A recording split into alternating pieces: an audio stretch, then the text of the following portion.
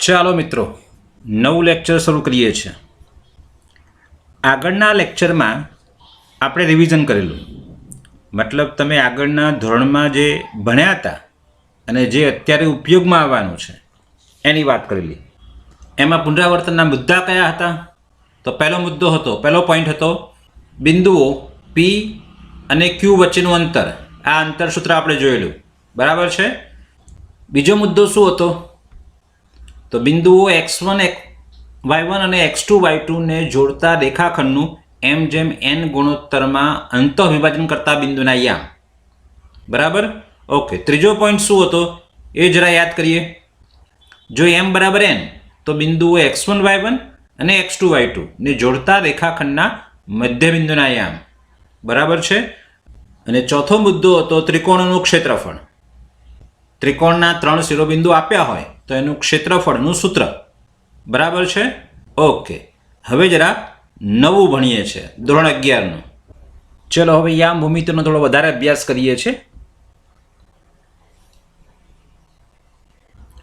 અહીં આપણે યામ ભૂમિતિની સૌથી સરળ આકૃતિ એટલે કે રેખાના ગુણધર્મનો અભ્યાસ કરવાના છીએ આપણે. સૌથી સરળમાં સરળ શું છે? રેખા છે. યામ ભૂમિતિમાં ઘણા બધા આકાર છે, એમાં સૌથી સરળ રેખા છે. એના ગુણધર્મનો અભ્યાસ કરવાના છે. રેખા સાદામાં સાદી આકૃતિ હોવા છતાં ભૂમિતિમાં તેની સંકલ્પના ઘણી મહત્વની છે.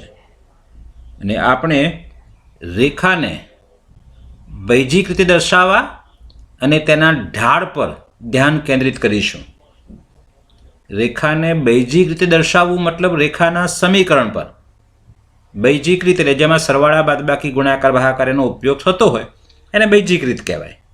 તો રેખાને એના સમીકરણની રીતે દર્શાવવા, રેખાનું સમીકરણ બતાવવા અને તેના ઢાળ પર ધ્યાન વધારે કેન્દ્રિત કરવાનું છે. આજનો આપણો મુખ્ય પોઈન્ટ ઢાળ છે. અને ઢાળ સમજવા માટે પહેલાં રેખાનો ઝોક સમજવો જરૂરી છે. ચલો, રેખાનો ઝોક એટલે શું એ સમજીએ.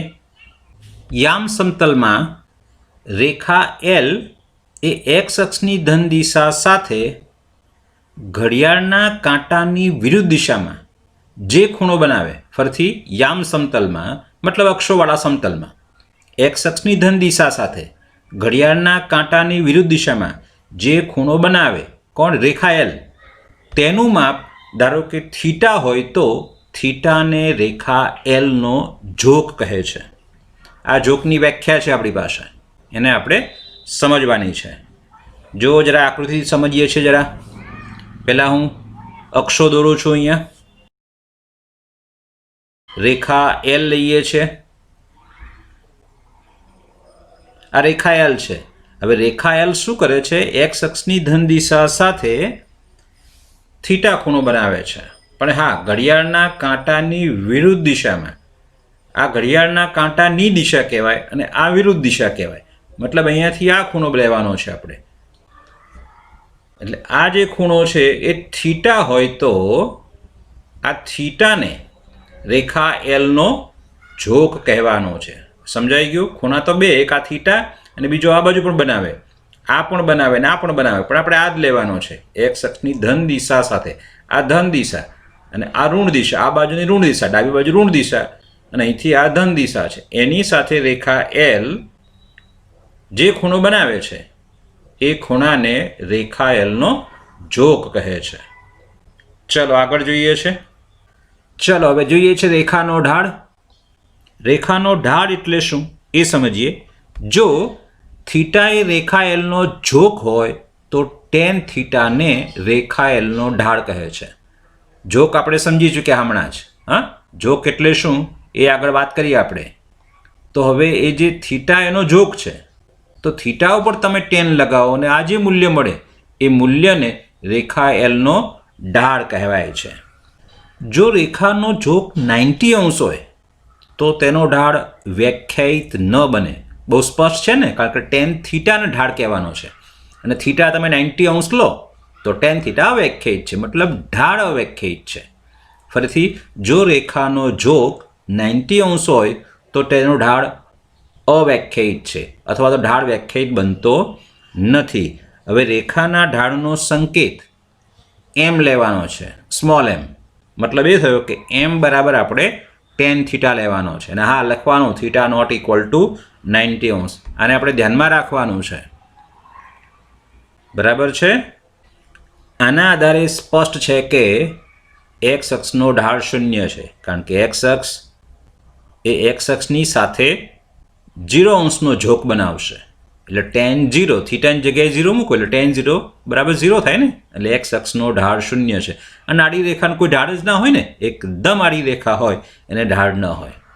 ઓકે, જરા એને આપણે યાદ રાખવાનું છે કે એક્સ અક્ષનો ઢાળ 0 છે. આગળ જરા જોઈએ. વાય અક્ષનો ઢાળ અવ્યાખ્યાયિત છે. વાય અક્ષ એટલે ઊભી રેખા, અને એ 90નો ખૂણો બનાવશે. આ જે ઝોક છે આપણી પાસે, એ ઝોક 90° થશે ને વાય અક્ષનો. બરાબર છે. 90 આગળ તો અવ્યાખ્યાયિત થશે ટેન થીટા. એટલે વાય અક્ષનો ઢાળ અવ્યાખ્યાયિત છે. એ આપણે વિચારવાનું છે ને યાદ રાખવાનું છે ને. ચલો યાદ રાખીએ છીએ કે ભાઈ વાય અક્ષનો ઢાળ અવ્યાખ્યાયિત છે. આગળ વધીએ છીએ. આપણે મહદઅંશે ઢાળ પર ધ્યાન કેન્દ્રિત કરવાનું છે. એટલે ઢાળનું બીજું સ્વરૂપ જોઈએ છે.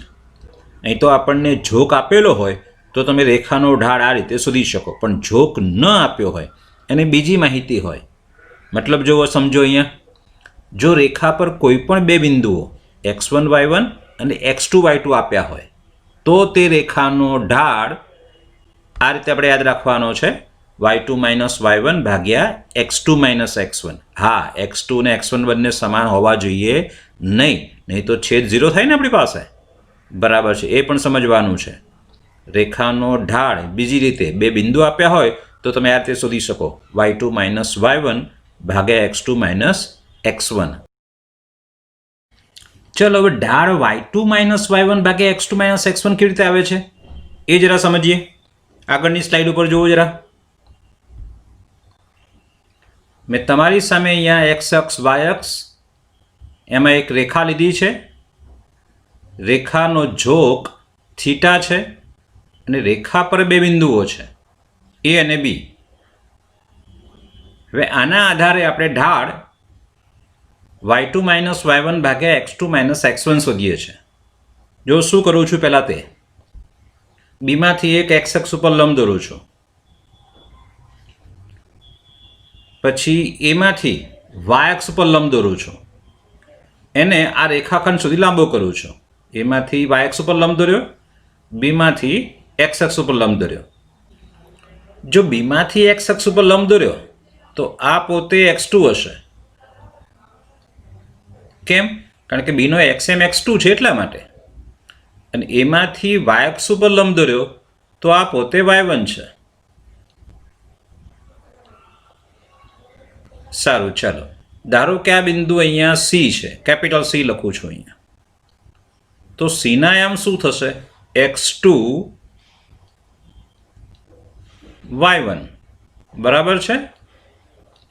ઓકે, હવે BC નું માપ જુઓ. જો BC બરાબર કેટલો થવાનો?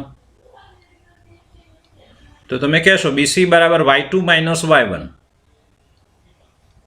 બરાબર ને? આ આખું માપ y2 છે, એમાંથી y1 બાદ કરો એટલે આટલું માપ BC માપ આપણને મળે. ચલો AC કેટલો છે? તો AC બરાબર x2 માંથી x1 બાદ કરો, કારણ કે આ x1 હશે અહીંયા. આટલેથી આટલું માપ x1 છે, તો જ એનો xm આપણે લખ્યો હોય ને અહીંયા x1 છે. અને C નો x એટલે x2 માંથી x1, આટલેથી આટલું x1 અને આટલેથી આટલું x2 છે. તો એથી C નું માપ, આ માપ જે છે શું થવાનું? x2 - x1. એટલે આ થવાનો x2 - x1. હવે બીજી વાત, આ ખૂણો કેટલો છે? તમે કહેશો થીટા. બરાબર ને? કારણ કે આ માપ થીટા છે તો આ થીટા થશે ને. બે સમાંતર રેખાઓની છેદિકાથી બનતા અનુકોણો સમાન જ હોય હંમેશા, એટલે થીટા છે. તો ટેન થીટાનું સૂત્ર યાદ કરો. ટેન થીટા બરાબર શું? સામેની બાજુ ભાગ્યા પાસેની બાજુ, એટલે કે BC ભાગ્યા AC. એટલે કે ટેન થીટા બરાબર BC બરાબર કેટલા? તો કે y2 - y1 એના છેદમાં x2 - x1. પણ હમણાં જ કહ્યું કે ટેન થીટા એટલે શું? ઢાળ છે. એટલે કે એમ, તો એમ બરાબર y2 માઇનસ y1 ભાગ્યા x2 માઇનસ x1, જેને આપણે યાદ રાખવાનું છે. બરાબર છે. રેખા પર બે બિંદુ આપ્યા હોય x1 y1 અને x2 y2, તો તમે રેખાનો ઢાળ ym ની બાદબાકી ભાગ્યા xm ની બાદબાકી એ લખી શકો. પણ હા, આ બંને x1 અને x2 બંને સમાન હોવા જોઈએ નહીં તો છેદમાં 0 થાય, જે અવ્યાખ્યાયિત છે. બરાબર છે. ઓકે, ચલો આગળ જોઈએ છે. હવે ધારો કે યામ સમતલમાં શિરોલંબ ન હોય તેવી બે રેખાઓ L1 અને L2. શિરોલંબ મતલબ ઊભી, x અક્ષને લંબ હોય એવી રેખાને શિરોલંબ કહેવાય. એટલે શિરોલંબ ન હોય મતલબ ઊભી રેખાઓ ન હોય, એટલે કે y અક્ષને સમાંતર રેખાઓ ન હોય. કેમ એવી રેખા લીધી? કારણ કે એના ઢાળ વ્યાખ્યાયિત નથી. ઊભી રેખાના y અક્ષને સમાંતર રેખાના ઢાળ વ્યાખ્યાયિત નથી, અને આપણે હવે ઢાળની વાત કરવાની છે આની અંદર ફરતી પાછી.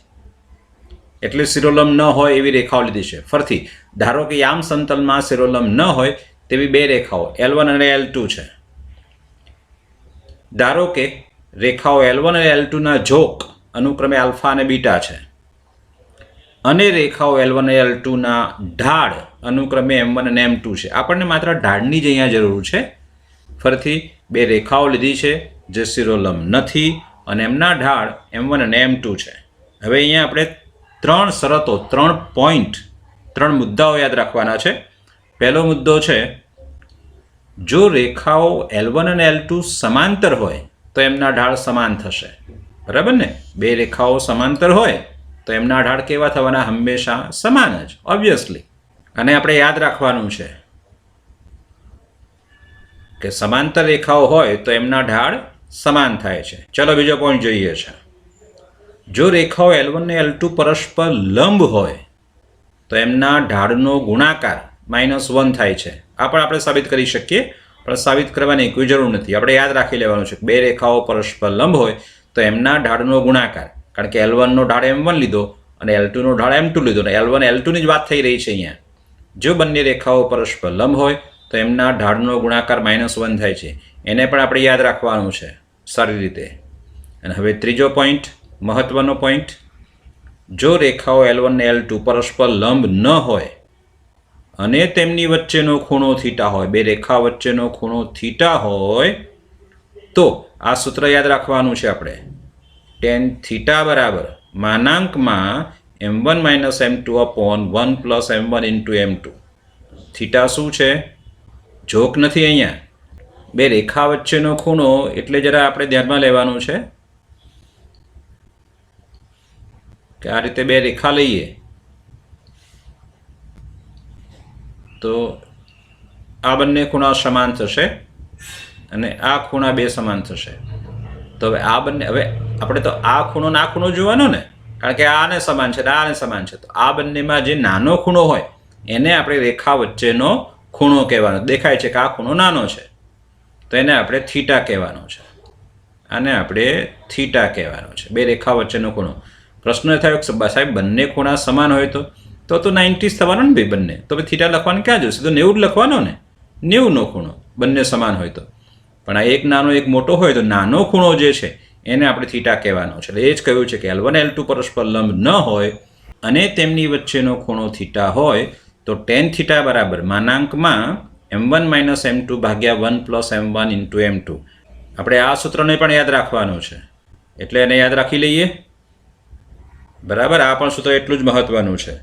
અને હવે આજની થિયરીનો છેલ્લો પોઈન્ટ આ છે કે જો 3 બિંદુઓ ABC સમરેખ હોય, એક જ રેખામાં હોય, તો રેખા ABનો ઢાળ અને BCનો ઢાળ એ બંને સમાન થવાના. બરાબર છે ને? એક જ રેખામાં હોય તો AB રેખા એ જ છે અને BC રેખા પણ એ જ છે. તો બંનેના ઢાળ આપણે આ પ્રમાણે, બંનેના ઢાળ કેવા થવાના?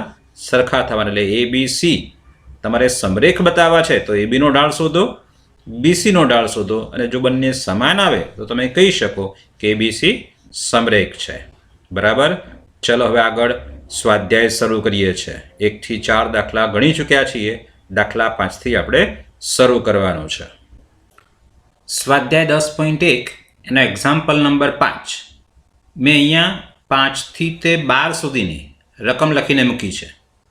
એક પછી એક એક્ઝામ્પલ ગણીએ છીએ. બરાબર છે? ચલો દાખલા નંબર 5 જોઈએ છે.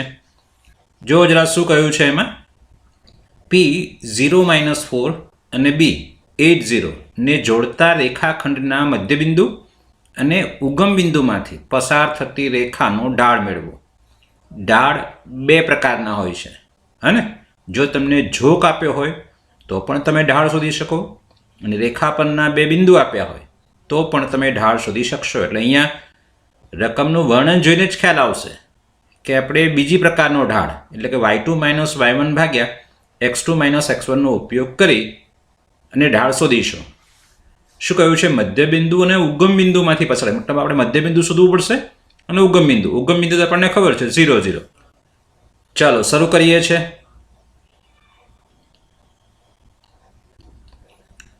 રેખાખંડ PB નું મધ્યબિંદુ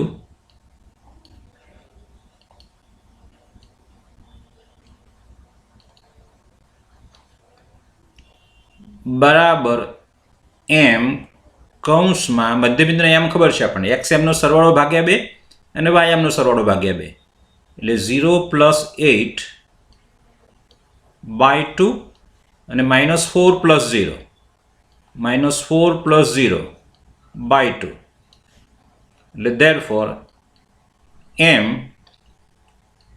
કૌંસમાં 8/2 એટલે 4 અને -4/2 એટલે -2. આ આપણને મધ્યબિંદુ મળ્યું. ચલો વળી ઉગમ બિંદુ શું છે એ પણ ખબર છે. વળી O00 ઉગમ બિંદુ છે.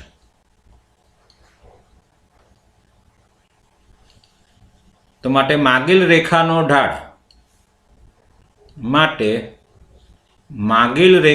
ઢાળ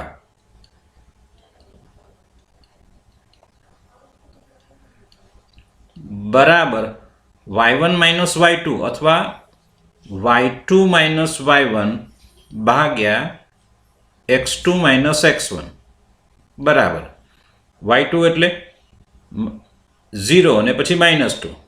આ y2 છે ને આ y1 છે એવું કહી શકાય.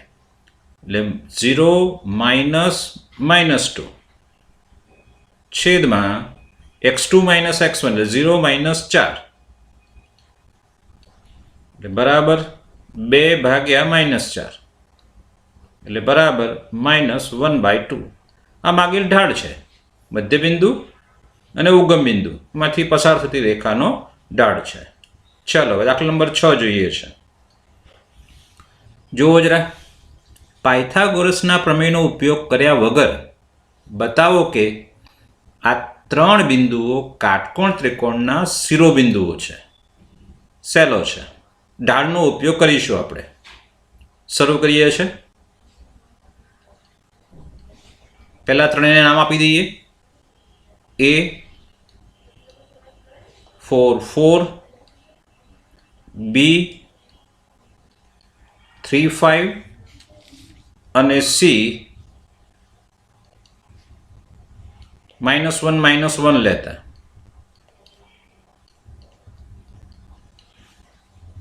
ચલો હવે આપણે AB, BC અને AC નો ઢાળ શોધીએ.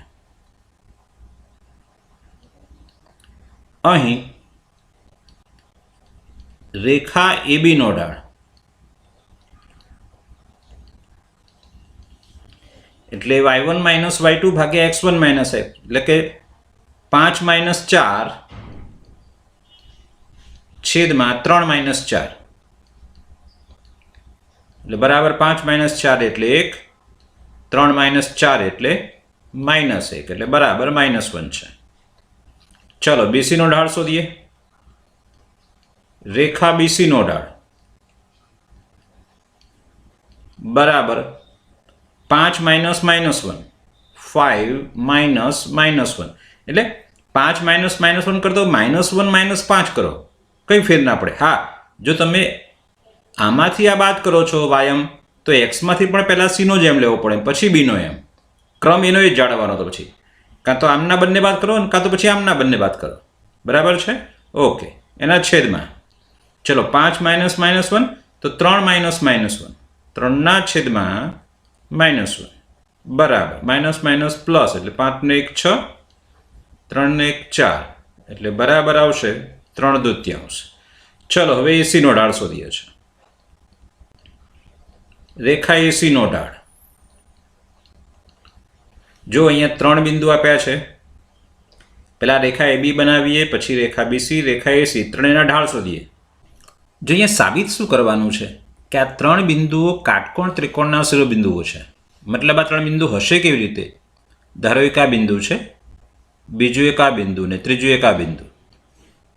મેં નામ અહીંયા એબીસી આપ્યા છે. આપણે સમજવા માટે પી ક્યુ આર લઈએ. પી ક્યુ અને આર. હવે હું શું કરીશ કે પીક્યુમાંથી પસાર થતી રેખાનો ઢાળ શોધીશ. મતલબ પીક્યુ રેખાનો ઢાળ શોધીશ. પછી ક્યુઆર રેખાનો ઢાળ શોધીશ અને પછી પીઆર રેખાનો ઢાળ શોધીશ. બરાબર. હવે ત્રણેય રેખાના ઢાળ મળશે. એમાં રેખા પીક્યુ અને રેખા ક્યુઆર એ બંનેના ઢાળ ધારો કે M1 અને M2 હોય તો એમનો ગુણાકાર -1 થશે. કેમ જરા યાદ કરો. બે રેખાઓ પરસ્પર લંબ હોય તો એમના ઢાળનો ગુણાકાર -1 છે. અને એક બીજી શરત હતી કે બે રેખાઓ પરસ્પર સમાંતર હોય. શરૂઆતમાં જોઈ ગયા આપણે, બે રેખાઓ સમાંતર હોય તો એમનો ઢાળ સમાન થાય એટલે M1 બરાબર M2 થાય. જો રેખાઓ સમાંતર તો ઢાળ સમાન, અને જો રેખાઓ પરસ્પર લંબ તો એમના ઢાળનો ગુણાકાર -1 છે. એટલે માટે જ હું આ 3 બિંદુમાંથી પસાર થતી 1, 2 અને 3 રેખાઓના ઢાળ શોધું છું અને પછી નક્કી કરીશ કે કોઈ પણ બે રેખાના ઢાળનો ગુણાકાર -1 થાય છે. એટલે સાબિત થઈ જાય કે કાટકોણ ત્રિકોણના શિરોબિંદુઓ છે. કે પરસ્પર લંબ થાય એટલે ખૂણો કાટખૂણો થવાનો નહીં. કોઈ એક બિંદુએ ખૂણો કાટખૂણો રચાવાનો છે. બરાબર છે. ઓકે, જો આગળ જોઈએ છે. ઇઝ ઇક્વલ ટુ એ અને સી એટલે 4 -1 અને XM છે 4 -1 એ પણ એ જ છે સેમ. એટલે બરાબર 5/5 બરાબર 1. અને જોઈ શકાય છે કે -1 ગુણ્યા 1 એ બંનેનો ગુણાકાર -1 થાય છે. વળી રેખા એબીનો ઢાળ ગુણ્યા રેખા એસીનો ઢાળ બરાબર -1. therefore રેખા એબી લંબ રેખા એસી એટલે માટે ખૂણો BAC કાટકોણ છે. બરાબર. બંનેમાં એ છે એટલે એ ખૂણો કાટખૂણો થશે. AB ફરીથી જો હું આને A કહું અહીંયા અને અહીંયા B કહું તો હવે AC મારે એમાંથી દોરવો પડે ફરજિયાત. એટલે આ રીતે આવે એટલે અહીંયા C આવે એટલે BAC ખૂણો કાટખૂણો થાય આપણી પાસે. અને માટે ABC એ કાટકોણ ત્રિકોણના શિરોબિંદુઓ છે. માટે A, B અને C કાટકોણ ત્રિકોણના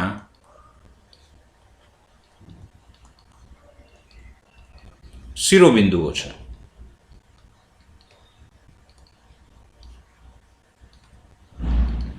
ઓકે, ચલો હવે દાખલા નંબર 7 લઈએ છીએ.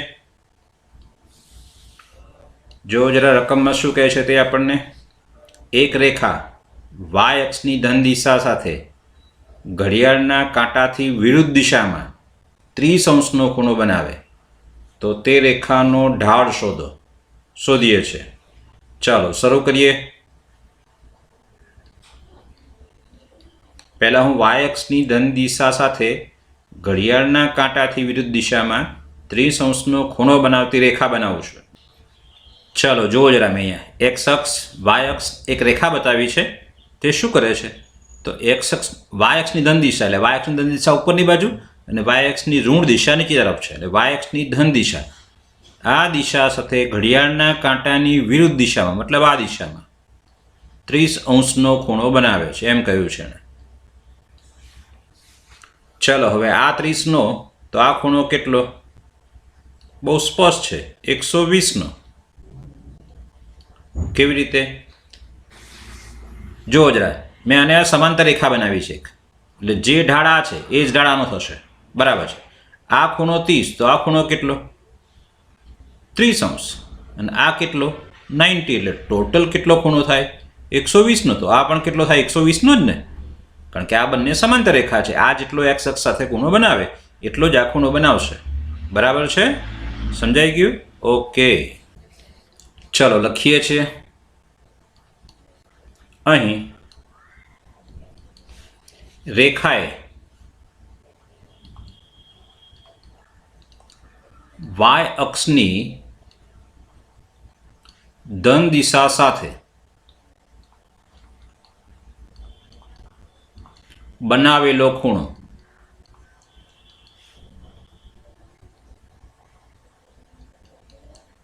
બરાબર 30°. માટે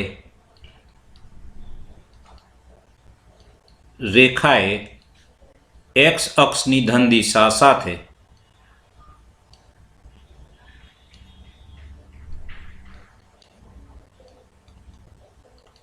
બનાવેલો ખૂણો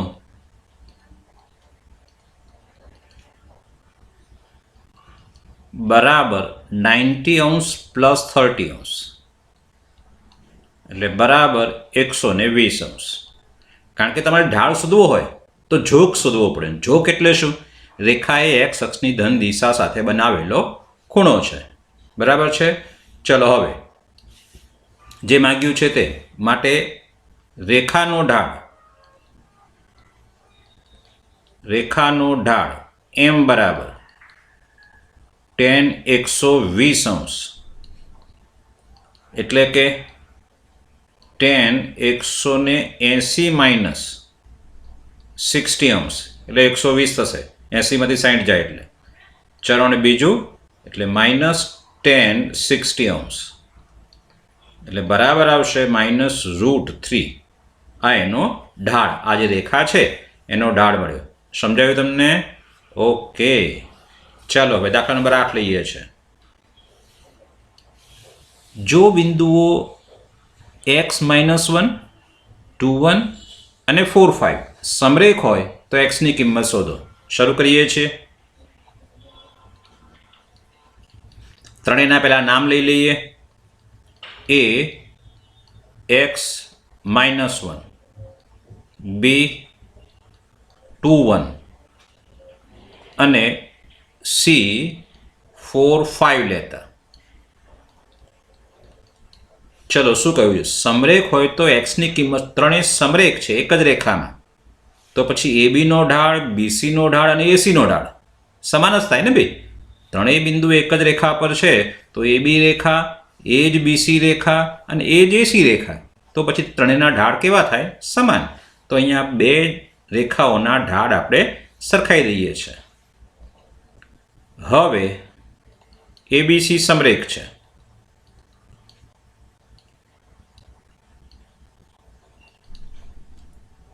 માટે રેખા AB નો ઢાળ બરાબર રેખા BC નો ઢાળ. ચલો ઢાળ માટે યાદ કરો, YM ની બાદબાકી ભાગ્યા XM ની બાદબાકી, એટલે 1 માંથી -1 બાદ કરો, અથવા તો -1 માંથી -1 બાદ, -1 ઓછા 1 અને છેદમાં x ઓછા 2. ચલો ઇઝ ઇક્વલ ટુ BC નો ઢાળ B અને C છે, તો 1 - 5, 1 - 5 એના છેદમાં ક્રમે જ 2/4. ધ્યાન શું રાખવાનું? અંશમાં YM ની બાદબાકી, છેદમાં XM ની બાદબાકી છે. ચલો therefore -2 છેદમાં x - 2 ઇઝ ઇક્વલ ટુ -4 છેદમાં -2. ચલો એટલે આ બરાબર કેટલા આવશે? 2. હું x - 2 ના બાજુ ને 2 ને બદલાવું છું, એટલે therefore -2/2 બરાબર x - 2, એટલે કે -1 બરાબર x - 2, -2 આ બાજુ એટલે 2 - 1 બરાબર x અને therefore x બરાબર 1 બરાબર છે. ચાલો દાખલા નંબર 9 જોઈએ છે. અંતરસૂત્રનો ઉપયોગ કર્યા વગર બતાવો કે આ 4 સમાંતર બાજુ ચતુષ્કોણના શિરોબિંદુઓ છે. સવાચક કોને કહેવાય? સામસામેની બાજુઓ સમાંતર હોય. અને હા, બે રેખાઓ સમાંતર હોય તો પછી આપણી પાસે શરત શું છે? બંનેના ઢાળ સમાન. મતલબ 4 બિંદુ વડે આપણે 4 રેખાઓ, સામસામેની રેખાઓ અને આ બાજુની 2 રેખાઓ, એમના ઢાળ શોધીશું અને સામસામેની રેખાઓના ઢાળ સમાન થાય એટલે કહી શકાય કે ભાઈ આ ચારેય બિંદુ કયા છે? સમાંતર બાજુ ચતુષ્કોણના શિરોબિંદુઓ છે. આ ક્રમમાં જ છે એવું આપણે લઈ લઈએ છીએ, એવું સ્વીકાર લઈએ છીએ. ચલો શરૂ કરું છું. પહેલા બિંદુના નામ આપી દેવાના. આપણે મહત્વનું એ છે પહેલા નામ આપી દેવાના દરેકને. A -2 - 1, B 4 0, C 3 3 3 3 અને D -3 2 લેતા. ચાલ હવે રેખા AB, રેખા BC અને રેખા DA એના ઢાળ શોધીએ છીએ એક પછી એક. બરાબર છે? શરૂ કરીએ. રેખા AB નો ઢાળ